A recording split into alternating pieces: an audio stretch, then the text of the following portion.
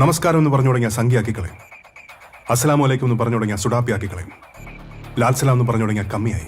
അതുകൊണ്ട് അതൊന്നും വേണ്ട, ഹലോ ഗൈസ് മതി. അങ്ങനെ നീണ്ട ഒരു മാസത്തെ നോമ്പിന് ശേഷം നമ്മൾ ജിമ്മിൽ പോവാട്ടോ. പോവാൻ പറ്റില്ല, കാരണം ഇങ്ങനെയുള്ള ഞാൻ ഇങ്ങനെ ആയത് ഇവിടുന്നാണ്. ജിമ്മിലോട്ട് കയറിയപ്പാട് നോട്ടീസ് ബോർഡ് ഉണ്ട്, മാസഫി അടിച്ച് കയറിയാൽ മതി. നമ്മളവിടുത്തെ ബ്രാൻഡ് അംബാസിഡർ ഉണ്ട്, നമുക്ക് ഫീസ് ഒന്നും വേണ്ട. ആരും കാണില്ല തോന്നുന്നുണ്ട്, നല്ല കയറാ ഫീസ് അടിക്കാണ്ട്. അവിടെ പിന്നെ എന്റെ കാൽപാദം പതിയാൻ പാടില്ല, പിന്നെ ഫേമസ് ആയി പോയാലോ. അവിടെ ഞാൻ ഷൂസ് ഇട്ടു. ഞാൻ പച്ചള്ള ഇനിയല്ലേ വീട്ടിൽ നിന്നുണ്ടോ, ഇനി ഇതെങ്ങനെ സവനപ്പായി. ഞാനാണ് എയർമാൻ, നിലത്തോടെ അടുക്കുള്ളൂ, എയറിൽ നടക്കുള്ളൂ. ഇതാണ് എന്റെ ആശാൻ. കാണുമ്പോ വലിയ മസിൽമാൻ ആണെങ്കിലും ആള് ഇതാട്ടോ.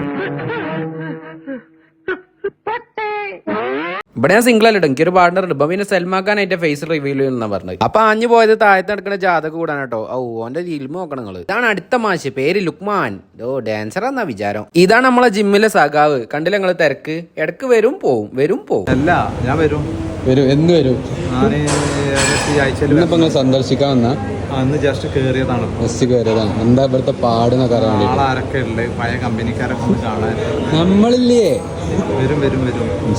ഫണ്ട് മാത്രം മതിയോ, കുറച്ച് മാസമൊക്കെ വേണ്ടേ? എന്നാ കുറച്ച് മാസമാവാം.